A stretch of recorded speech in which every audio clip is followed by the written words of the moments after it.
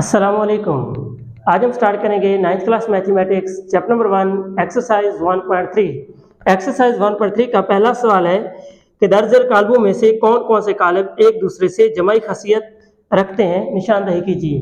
तो सबसे पहले हमने फर्स्ट क्वेश्चन में बताना है कि जो मैट्रिक्स दिए गए हैं, जो कालब दिए गए हैं, उनमें से कौन कौन से ऐसे हैं जो एक दूसरे से जमाई खसियत रखते हैं, मतलब कन्फर्मेबल फॉर एडिशन, जो कि एडिशन के लिए कन्फर्मेबल हैं, एडिशन जिनकी हो सकती है आपस में। तो याद रखना है कि ऐसे कालब जिनका मर्तबा सेम हो, जिनका आर्डर सेम हो, वो एक दूसरे से ऐड हो सकते हैं, वो एक दूसरे से जमाई खसियत रखते हैं। तो ये बात याद रखनी है कि उनका मर्तबा सेम होना चाहिए।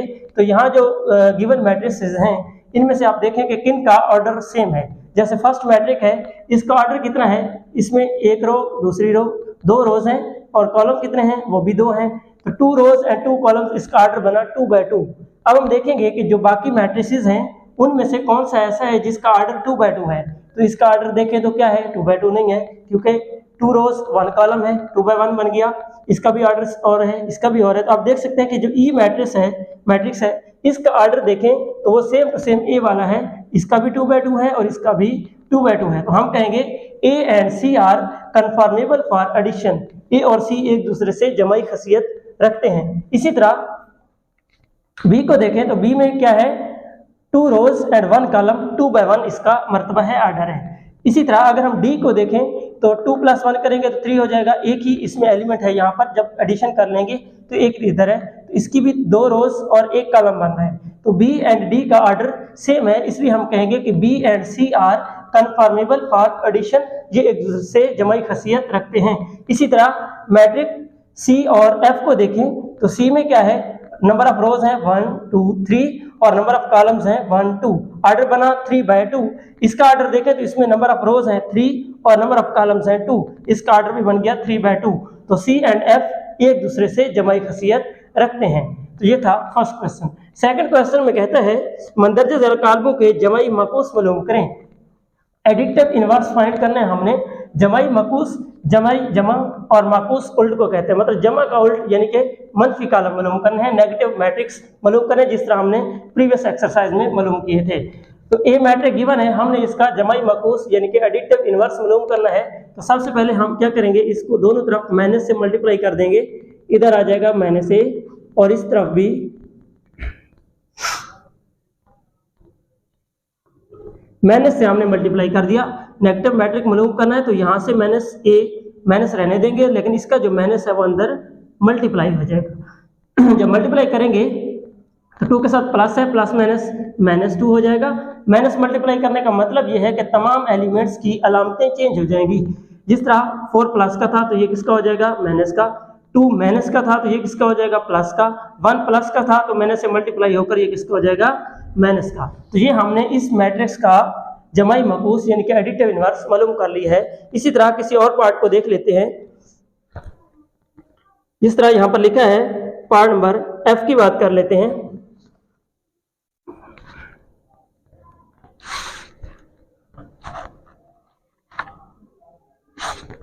एफ का एलिमेंट है √3 1 √2 और यहाँ पर है -1। इसका हमने एडिटिव इनवर्स यानी जमाई मकूस मालूम करना है। तो दोनों तरफ किससे मल्टीप्लाई करेंगे, माइनस से मल्टीप्लाई करेंगे। तो माइनस का एफ हो जाएगा और इधर इसको भी माइनस से मल्टीप्लाई कर देंगे।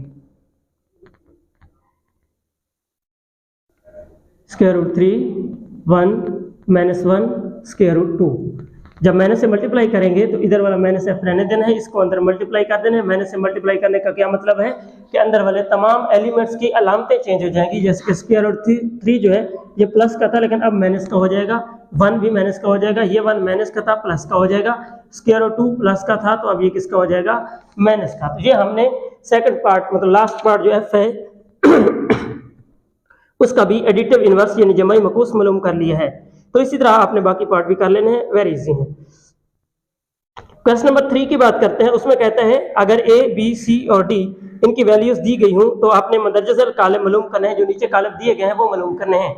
तो ए बी सी और डी ये 4 मैट्रिसेस दिए गए हैं, इनकी वैल्यूज दी गई हैं और नीचे जो पूछ रहा है वो हमने फाइंड करना है। जैसे फर्स्ट क्वेश्चन में पूछता है, फर्स्ट पार्ट में a + आगे उसने एक मैट्रिक लिख दिया है आइडेंटिटी बल्कि 1 1 1 1, ये उसने मैट्रिक आगे लिख दिया है। सही है। तो अब हमने ये मैट्रिक फाइंड करना है। क्या करेंगे हम, ए की वैल्यू ऊपर दी गई है वो इस जगह पर आके पुट कर देंगे और प्लस ये मैट्रिक कर देंगे। तो ए की वैल्यू क्या दी गई है हमें,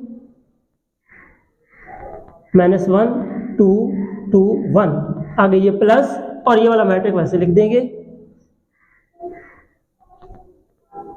1 1 1 1। अब इनको क्या करना है, हमने प्लस करना है। प्लस करने का तरीका आपने बहुत गौर से देखना है। कैसे प्लस करना है, फर्स्ट एलिमेंट को फर्स्ट एलिमेंट से प्लस करना है, सेकंड को सेकंड से, थर्ड को थर्ड से, फोर्थ को फोर्थ से।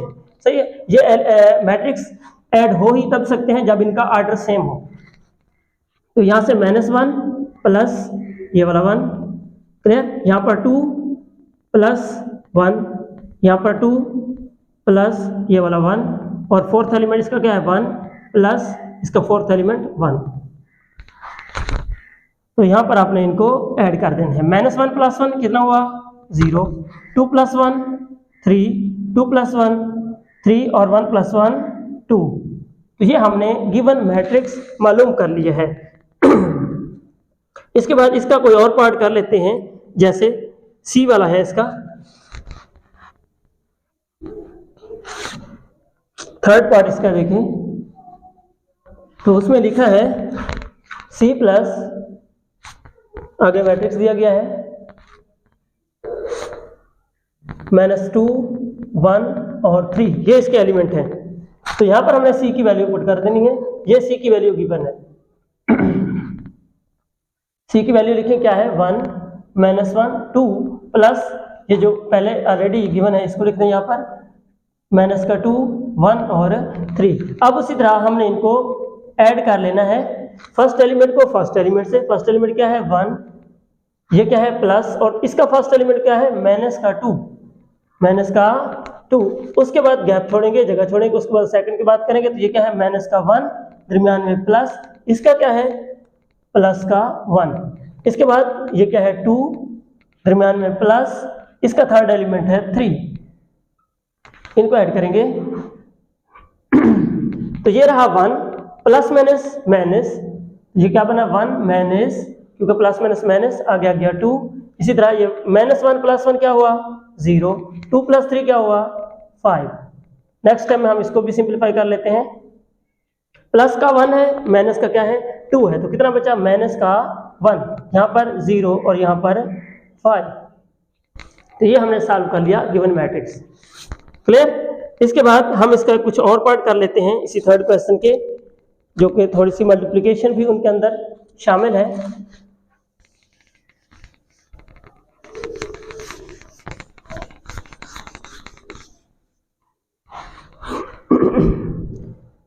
तो हम इसका पार्ट कर लेते हैं 6।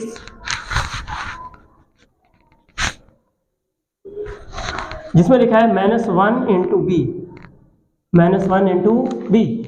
मैट्रिक्स ये दिए गए हैं ABCD, इन्हीं में से आपने वैल्यूज यहाँ पर लगानी है। तो -1 आपने वैसे रहने देना है। क्लियर। आगे B लिखा है तो B मैट्रिक्स कौन सा है उसको आगे यहाँ पर लिखना है। तो ये B की वैल्यू है, इसको हम यहाँ पर लिख रहे हैं। क्या है B की वैल्यू 1 माइनस का 1। अब क्या है, ये माइनस है, अंदर मल्टीप्लाई होगा। -1 को जब अंदर मल्टीप्लाई करेंगे तो क्या होगा, यहाँ पर प्लस है, प्लस माइनस 1 को 1 से मल्टीप्लाई किया कितना आया 1। इसी तरह ये माइनस माइनस प्लस 1 को 1 से मल्टीप्लाई किया 1। तो ये आ गया इसका आंसर। वेरी इजी था। इसके बाद क्वेश्चन नंबर जो है पार्ट नंबर 7 इसका कर लेते हैं। 7 में पूछ रहा है -2 into C, -2 into matrix C। तो हम लिखेंगे यहाँ पर -2 और आगे मैट्रिक्स C की वैल्यू पुट कर देंगे। मैट्रिक्स C की वैल्यू क्या है, ये मैट्रिक्स C जो है कतारी काला रख दिया गया है, इसकी वैल्यू पुट कर देनी है। क्या वैल्यू है 1 -1 और 2। तो यहाँ से -2 को अंदर मल्टीप्लाई कर देना है। मल्टीप्लाई करेंगे तो क्या बन जाएगा, यहाँ 1 के साथ क्या है प्लस, इधर क्या है माइनस, प्लस माइनस -2 को 1 से मल्टीप्लाई किया कितना आया 2। ये माइनस और ये माइनस कितना हुआ प्लस, 2 को 1 से मल्टीप्लाई किया कितना आया 2। उसके बाद ये माइनस और यहाँ पर प्लस, प्लस माइनस -2 को 2 से मल्टीप्लाई किया कितना आया 4। ये हमने इसका आंसर निकाल लिया। इसके बाद इसका लास्ट पार्ट कर लेते हैं जो कि है 3C। Part number 9 3C। ये भी सिंपल है, क्या है इसमें माइनस भी नहीं है, 3 लिखेंगे और आगे सी मैट्रिक लिख देंगे। सी मैट्रिक कौन सा है, यही वाला। क्या वैल्यू है इसकी 1 -1 और 2। 3 को अंदर मल्टीप्लाई कर दें, 3 1 3, 3 1 3, साथ में क्या आ जाएगा -3 2 6। तो ये हमने इसको मल्टीप्लाई कर लिया। क्लियर। तो ये हमने इस एक्सरसाइज के 3 क्वेश्चन जो है सॉल्व कर लिए हैं। उम्मीद काफ़ी आपको समझ आ गई होगी। नेक्स्ट एक्सरसाइज हम इंशाल्लाह अगले लेक्चर में करेंगे। मिलते हैं नेक्स्ट लेक्चर में, तब तक के लिए अल्लाह हाफिज़।